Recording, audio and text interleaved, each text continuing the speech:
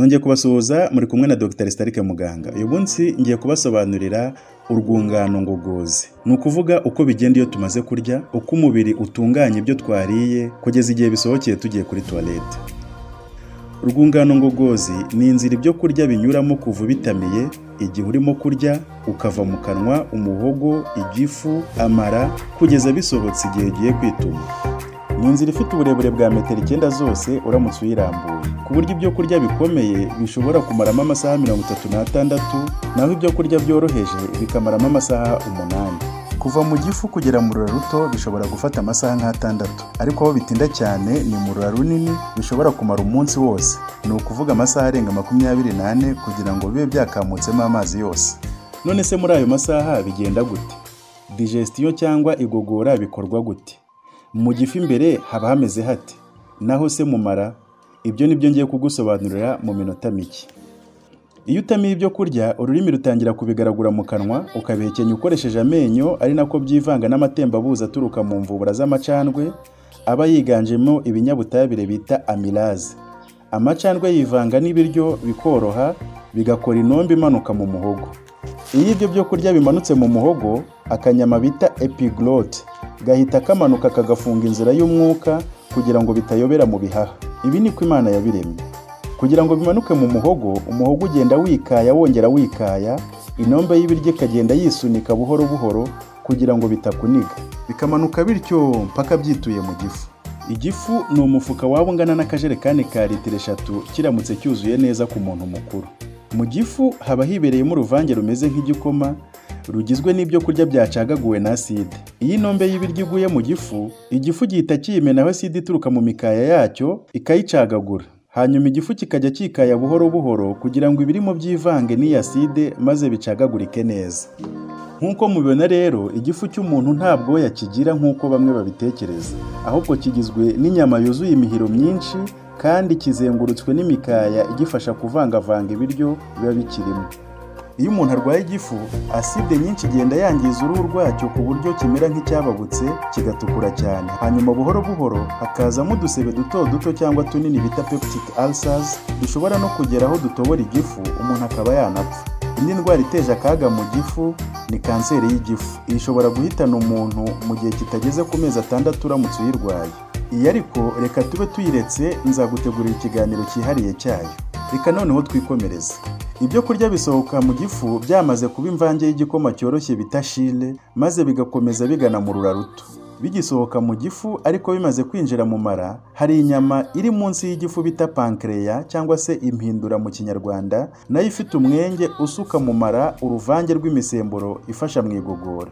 Aho impindura isukira imisemburo, hari n'akandi kenge gahuza n'imiyoboro y'indurwe iva mu mwijima. Iyi ndurwe nayo ikaba ari amatembabuzi afasha mu igogora.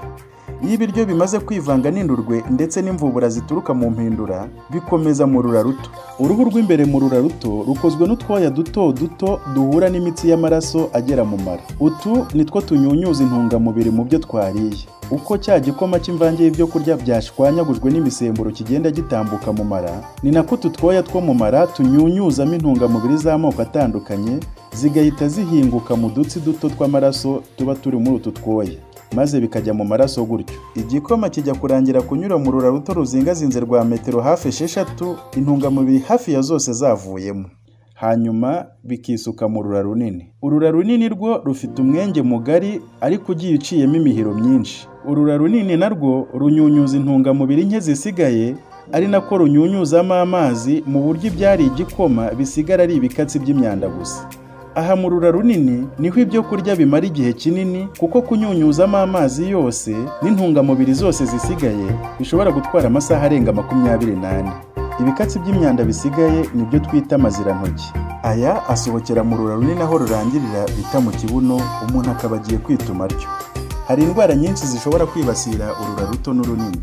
Ubusanzwe urura ruto ruzingazingiye mu nda hamwe n'urura runini ruruzengurutse ahora yigoronzora kugira ngo cya gikoma cy'ibyo twariye bitambuke neza.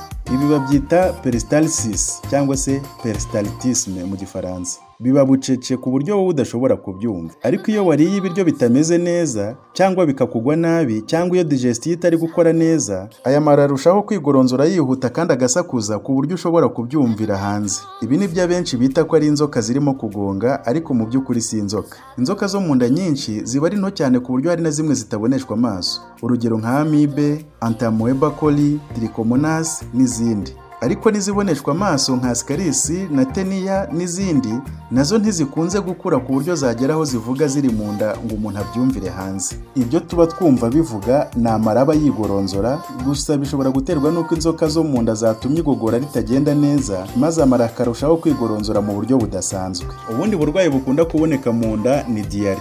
Diyare iterwa n'uko imyanda yo mu mara cyangwa ibindi bibazo byatumye urura ruto cyangwa urunini bigogora vuba cyangwa nabi ku buryo bitanyunyuza amazi yose ngo ashiremo, maze imyanda ikagera ubwo isohoka icyoroshye, rimwe na rimwe inuka cyangwa ivanze n'ibifuro. Constipation yo ibaho igihe urura runini rwatindanye ibyo kurya rukabinyunyuza bikabije ku buryo binanirwa gusohoka mu kibuno. Indi ndwara ihangayikishije cyane ni kanseri yo mu mara. Kanseri yo mu mara ishobora gufata urura ruto cyangwa urunini. Aha mu ruri imbere hazamo utubyimba duto dushobora kuba ntacyo dutwaye, bakabyita amapolipe. Ariko izi polipe nizo zishobora kuvamo ikibyimba kidasanzwe cyo mu bwoko bwa kanseri, gishobora gukura giturutse kuri aya mapolipe mu rura ruto cyangwa urunini, kigakura ku buryo gishobora kwangiza amara, umuntu akajya yituma amaraso, ariko amaherezo kikagera n'aho gifunga amara ibyo kurya ntibitambuke. Iyo bigeze aha, uramutse utabazwe hakiri kare ushobora no kuhasiga ubuzima. Kubera ko amara aba yizingazingiye mu nda yawe kandi agenda yigoronzora, bijya bibaho ko ashobora no gusobana. Iyo asobanye cyangwa habayeho indi mpamvu iyo ari yo yose ituma amara ziba, utangira kubabara mu nda mu buryo bukabije, inda ikabyimba cyane kandi ukananirwa kwituma no gusura. Rimwe na rimwe ushobora no gutangira kuruka, ukaba wanaruka ibintu binuka nk'amazirantoki. Ibi babyita abdomen aigu cyangwa se acute abdomen mu Cyongereza. Iyo bigenze gutya, umuntu aba agomba kujyanwa ku iseta byihuse cyane maze akabagwa. Hari igihe rimwe na rimwe bitewe n'ibyo muganga yabonye mu nda kubaga, ashobora kuba yimuriye impera y'urura yabaze ku ruhu rwo ku nda, akaba ariho imyanda isohoka ibinyura mu gihe atarongera kukubaga ngo arusubizemo. Ibi babyita colostomy cyangwa ileostomy. Ostomy ni umwenge. Muri make uba witumira ku nda aho kuba mu kibuno nk'uko bisanzwe. Yego biratangaje, ariko nabyo bibaho. Hari abantu usanga bafite colostomy cyangwa se ileostomy, imyanda ikajya isohokera ku ruhu rw'inda, bakahatega akantu kameze nk'agafuka bafatishaho ikajya ijyamo. Indwara zifata mu mara ariko ni nyinshi. Hari n'izindi ndwara nyinshi tuzagenda tubona, ariko uyu munsi reka nsubikira aha. Mwakoze gutega amatwi no gukurikira. Yari Dr. Aristarque Muganga. Ibuka gukora subscribe kugira ngo ujye ubona ibiganiro byacu uko bisohotse. Naho ubutaha.